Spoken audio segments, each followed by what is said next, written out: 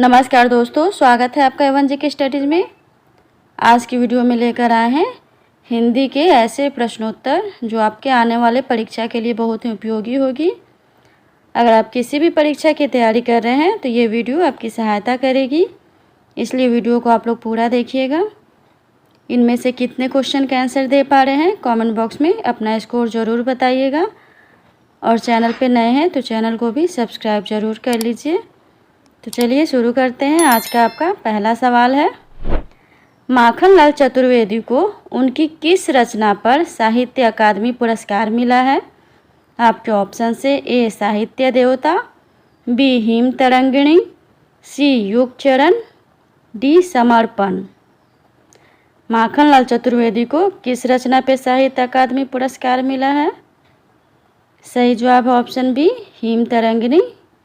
पंडित माखनलाल चतुर्वेदी को वर्ष 1955 में उनके काव्य संग्रह हिम तरंगिणी के लिए हिंदी साहित्य का प्रथम साहित्य अकादमी पुरस्कार प्रदान किया गया था।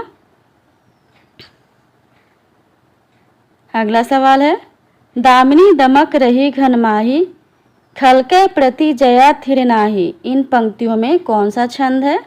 आपके ऑप्शन से ए सवाया, बी दोहा, सी चौपाई, डी सोरठा।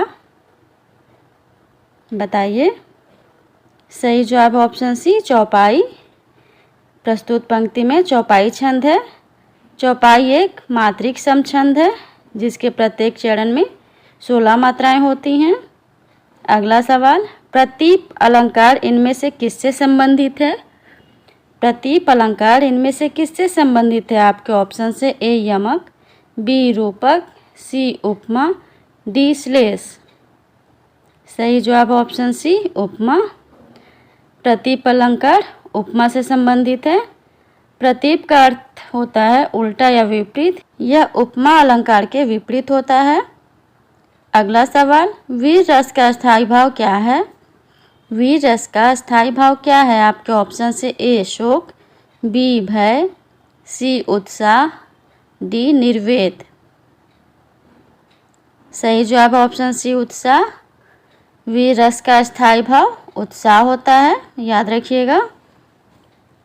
अगला सवाल, खड़ी बोली एवं ब्रज भाषा किस उपभाषा के अंतर्गत आती हैं? आपके ऑप्शन से ए पूर्वी हिंदी, बी राजस्थानी हिंदी, सी पश्चिमी हिंदी, डी पहाड़ी हिंदी। सही जवाब ऑप्शन सी पश्चिमी हिंदी। खड़ी बोली एवं ब्रज भाषा पश्चिमी हिंदी उपभाषा के अंतर्गत आती हैं। नेक्स्ट क्वेश्चन है, अशुद्ध वाक्य कौन सा है? आपके ऑप्शन से ए श्रीमती गांधी भारत के प्रधानमंत्री थीं, बी मेरे ऊपर कृपा करें, सी मेरे घर के सामने पाठशाला है, डी वहाँ भारी भीड़ थी। बताइए इनमें से अशुद्ध वाक्य कौन सा है?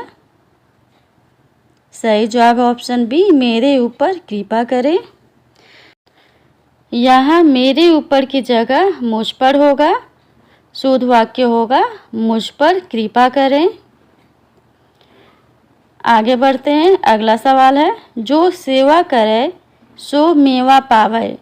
यह किस प्रकार का वाक्य है?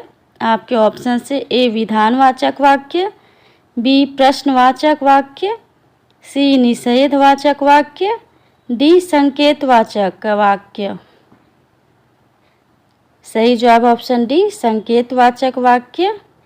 जो सेवा करे सो मेवा पावे एक संकेतवाचक वाक्य है, क्योंकि यहाँ मेवा पाने की क्रिया सेवा करने की शर्त या संकेत पर निर्भर करती है। जिन वाक्यों में एक क्रिया का होना दूसरी क्रिया पर निर्भर करता है वह संकेतवाचक वाक्य होता है। अगला सवाल है, ई प्रत्यय किस शब्द में नहीं है? आपके ऑप्शन से ए तेली, बी चमेली, सी माली, डी अलबेली। बताइए। सही जवाब ऑप्शन बी चमेली। ई प्रत्यय चमेली शब्द में नहीं है। चमेली एक मूल संज्ञा शब्द है। शेष तीनों तेली, माली और अलबेली में ई प्रत्यय है। अगला सवाल, निम्न में से कौन सा शब्द उपसर्ग रहित है? आपके ऑप्शन है न्यून, बी विधान, सी उज्ज्वल, डी त्र्यंबक। उपसर्ग रहित शब्द कौन सा है? सही जवाब है ऑप्शन डी त्र्यंबक। त्र्यंबक में कोई भी उपसर्ग नहीं है। न्यून, विधान और उज्ज्वल में उपसर्ग है। अगला सवाल, इनमें से कौन सा शब्द कालवाचक अव्यय का उदाहरण है? आपके ऑप्शन से ए इधर उधर, बी तब, सी दूर, डी यहाँ। बताइए। सही जवाब है ऑप्शन बी तब। तब कालवाचक अव्यय है, जबकि इधर उधर, दूर और यहाँ स्थानवाचक अव्यय है। अगला सवाल, अब पढ़कर क्या होगा? इस वाक्य में कौन सी क्रिया है? आपके ऑप्शन से ए पूर्वकालिक क्रिया, बी संयुक्त क्रिया, सी द्विकर्मक क्रिया, डी प्रेरणार्थक क्रिया। बताइए। सही जवाब है ऑप्शन ए पूर्वकालिक क्रिया। अब पढ़कर क्या होगा में पूर्वकालिक क्रिया है। जब एक क्रिया समाप्त होकर दूसरी क्रिया शुरू होती है तो पहली क्रिया पूर्वकालिक क्रिया होती है। ये सभी प्रश्न परीक्षा की दृष्टि से बहुत ही महत्वपूर्ण है।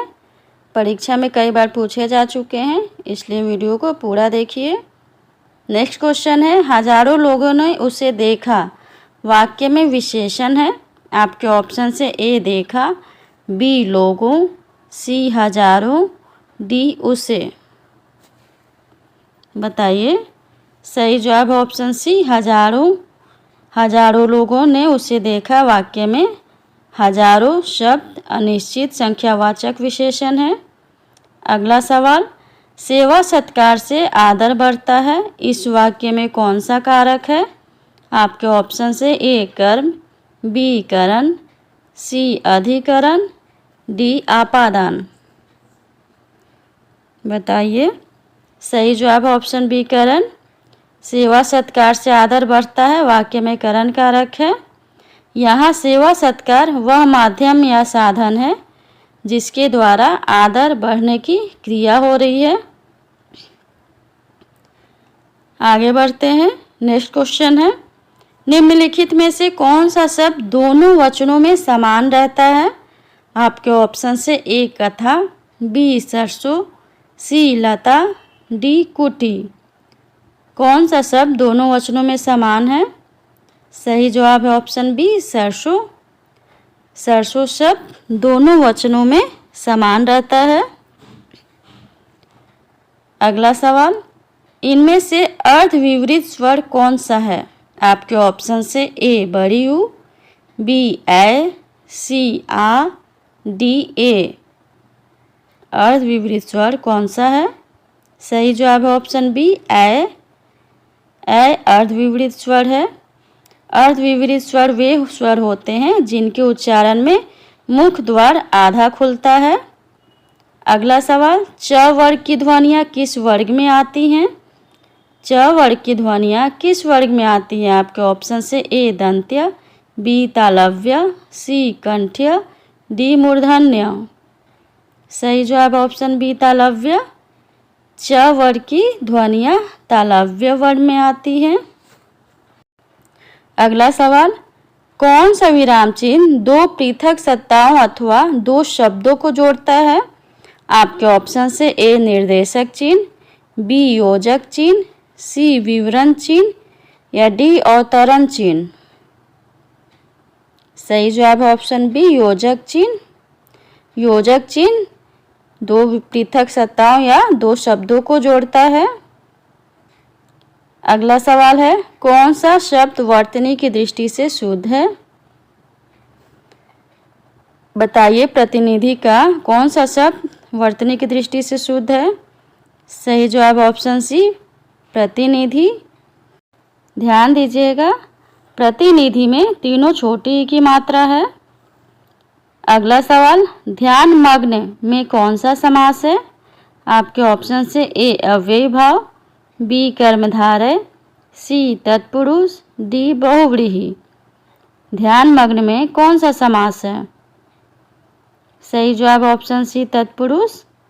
ध्यान मग्न में तत्पुरुष समास विशेषकर अधिकरण तत्पुरुष समास है। इसका समासिक विग्रह ध्यान में मग्न होता है। तत्पुरुष समास में कारक चिन्ह का लोप हो जाता है। अगला सवाल, मोर का पर्यायवाची शब्द कौन सा है? मोर का पर्यायवाची शब्द कौन सा है? आपके ऑप्शन से ए कलापी, बी तड़ित, सी विशिक, डी विचक्षण। सही जवाब है ऑप्शन ए कलापी। मोर का पर्यायवाची शब्द इनमें से कलापी है।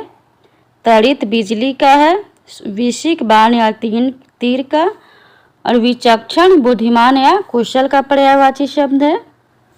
अगला सवाल, हिंदी साहित्य की भूमिका के लेखक कौन हैं? आपके ऑप्शन से ए रामचंद्र शुक्ल, बी राम कुमार वर्मा, सी हजारी प्रसाद द्विवेदी, डी रामविलास शर्मा। बताइए हिंदी साहित्य की भूमिका के लेखक कौन हैं? सही जवाब ऑप्शन सी हजारी प्रसाद द्विवेदी। हिंदी साहित्य की भूमिका के लेखक हजारी प्रसाद द्विवेदी हैं, याद रखिएगा। आज के लिए इतना ही। आज का वीडियो कैसा लगा कमेंट बॉक्स में ज़रूर बताइएगा। वीडियो अच्छा लगा हो तो वीडियो को लाइक और शेयर ज़रूर कर दीजिए, और चैनल पर पहली बार आए हैं तो चैनल को भी सब्सक्राइब ज़रूर कर लीजिए। धन्यवाद।